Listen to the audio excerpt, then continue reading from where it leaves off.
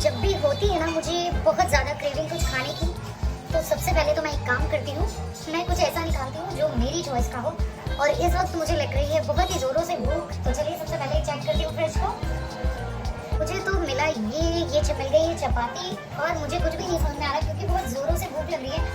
जब मुझे भूख लगती है ना तो मुझे कुछ समझ में नहीं आता। इस वक्त ना इतना मन है कि मैं कुछ भी वेजीज को कट करूँ और कुछ बनाऊँ, इतना तो बिल्कुल भी मेरा मन भी नहीं कर रहा, और भूख ऐसी मान ही नहीं रही। तो मैंने यहाँ पर मेयोनीज़ का पैक ले लिया है ताकि मेरी जो भूख है वो जल्दी से शांत हो जाए, और मुझे ये मेयोनीज़ बहुत ही पसंद है। तो यहाँ पर मैंने एक चपाती पर इस तरह से स्प्रेड कर लिया है चपाती के ऊपर मेयोनीज़ को अच्छे से। भूख बहुत ज़ोरों से लग रही है, तो ज़्यादा बोला भी नहीं जा रहा। और अब मैं इसके साथ ही डाल लेती हूँ थोड़ी सी, मैंने ये ले ली है पिज़्ज़ा और पास्ता सॉस, तो चलिए थोड़ा सा इसे भी स्प्रेड कर लेते हैं। आप भी मुझे बताइएगा कि अगर आपको भूख लगती है तो आप कैसा फील करते हैं। जो इस वक्त मैं फील कर रही हूँ बहुत ही डल सा, फिर भी लेट्स सी कि जल्दी से बना लें। और ये हो गई अच्छी सी मिक्सिंग, और क्योंकि मेरा मन नहीं है बिल्कुल भी वेजीज को कट करने का, और ये मैंने ले ली है चीज़ स्लाइस। मैं इस ग्रेटर की मदद से इस तरह से कर लेती हूँ और इसे अच्छे से इसके ऊपर फैला लेती हूँ।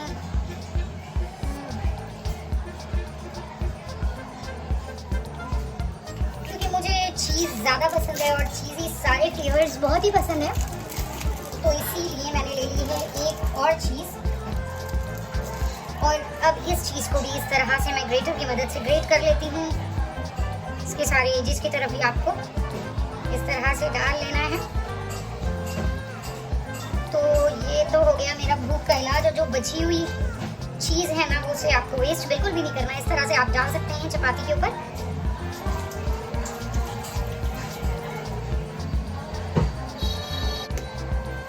थोड़ा सा पिज़्ज़ा ऑरिगेनो, भूख लग रही है यार बहुत जोरों के।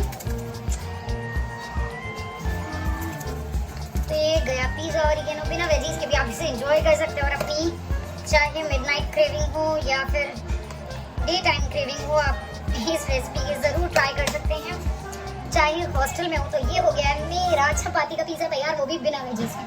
तो चलिए, तो ये रख दिया था मैंने पैन को प्री हीट के लिए। यहाँ पर कुछ सेकंड्स के बाद यहाँ पर मैंने ये चपाती डाल दी है और इसे मीडियम फ्लेम पर लगभग 1 से 2 मिनट मेरा हो गया ये बिना वेजीज का और बिल्कुल बिना बेस का ये चपाती पिज़्ज़ा तो हो गया तैयार। जो हमारी मिडनाइट क्रेविंग हो या डे टाइम क्रेविंग, उसका इलाज मैं आप सभी के लिए लेकर आ गई हूँ, और ये मुझे वाकई खुद भी बहुत ज़्यादा पसंद है। तो चलिए अभी तो जा रही हूँ सॉस के साथ इंजॉय करने, और ये सॉस के साथ बहुत ही टेस्टी लगता है। तो चलिए मिलते हैं थोड़ी देर में आप सभी से। हेलो एवरीवन, अस्सलाम वालेकुम and welcome back to our channel Nisha's cooking blogs. उम्मीद करती हूँ आप सभी खैरियत से होंगे। तो आज मैं आप सभी के लिए लेकर आ गई बहुत ही इंटरेस्टिंग कुकिंग ब्लॉग, जिसमें यहाँ पर अभी मैंने आप सभी के साथ शेयर किया है अपनी स्नैक्स टाइम की क्रेविंग को। चाहे तो इस रेसिपी को आप हॉस्टल में हो, मिडनाइट क्रेविंग हो या डे टाइम क्रेविंग हो, इसे यूज़ कर सकते हैं, बना सकते हैं। तो चलिए ब्लॉग को शुरू करते हैं। तो कढ़ाई में मैं डाल रही हूँ लगभग 3 टेबलस्पून ऑयल, और यहाँ पर मैंने सरसों का ऑयल इस्तेमाल किया है। और आज मैं बनाने जा रही हूँ बहुत ही मज़ेदार रेसिपी, तो आज के ब्लॉग में मेरे अंत तक बने रहे आप सब। जैसे ही हमारा तेल गर्म हो जाए इसमें डाल देते हैं प्याज। और आज मैंने यहाँ पर इस्तेमाल किया आज की सब्ज़ी बनाने के लिए लगभग 300 ग्राम प्याज। और इस प्याज को पहले तो फ्लेम को हाई करके इसे हल्का सा हमें फ्राई कर लेना है। सबसे पहले तो तेल के साथ मिक्सिंग कर लेते हैं। तो इस बीच हमारी प्याज हो रही है गोल्डन फ्राई, लेकिन मैं किचन में अपना टाइम बिल्कुल भी वेस्ट नहीं करती हूँ।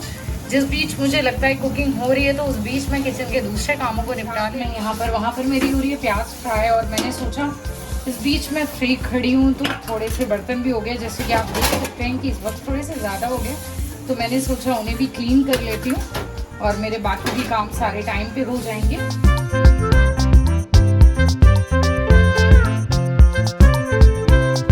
तो प्याज जैसे गोल्डन फ्राई हो जाना है, इसी के साथ मैं डाल देती हूँ 4 से 5 टमाटर रफली चॉप कर लिए। 2 से 3 मैंने हरी मिर्च का इस्तेमाल किया, जिन्हें बीच में से मैंने कट कर लिया स्लाइटली। डालने के साथ ये सबको अच्छे से मिक्स करती हूँ, और इसी के साथ मैं डाल देती हूँ शिमला मिर्च।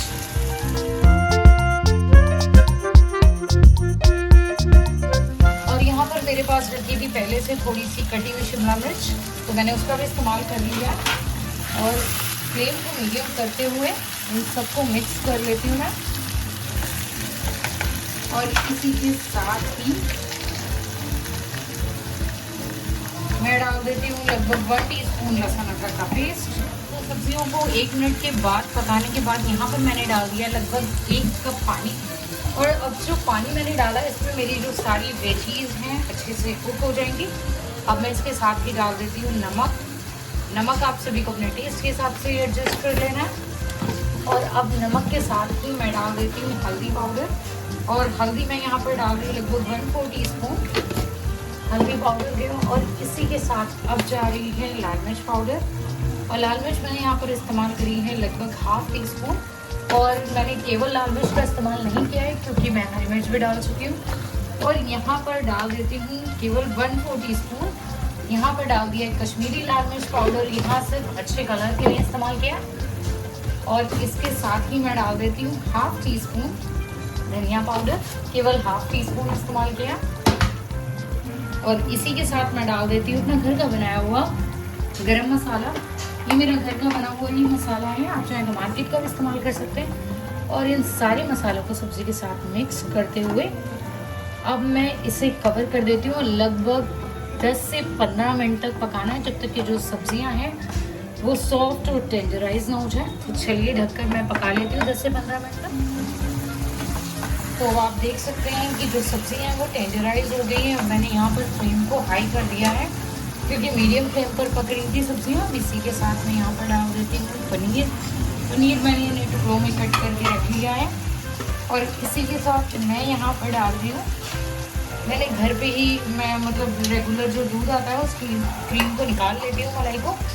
तो यहाँ पर डालने के बाद अब दोबारा से मैं फ्लेम को मीडियम करती हूँ और इन सबको हल्के हाथ से इन सबको इस तरह से मैं मिक्स कर लेना है। तो यहाँ पर अल्हम्दुलिल्लाह मेरी सब्ज़ी है, मैंने अच्छे से सब मिक्स कर दिया है। इसमें पनीर मलाई इसे 102 मिनट हो चुके हैं कुक करते हुए।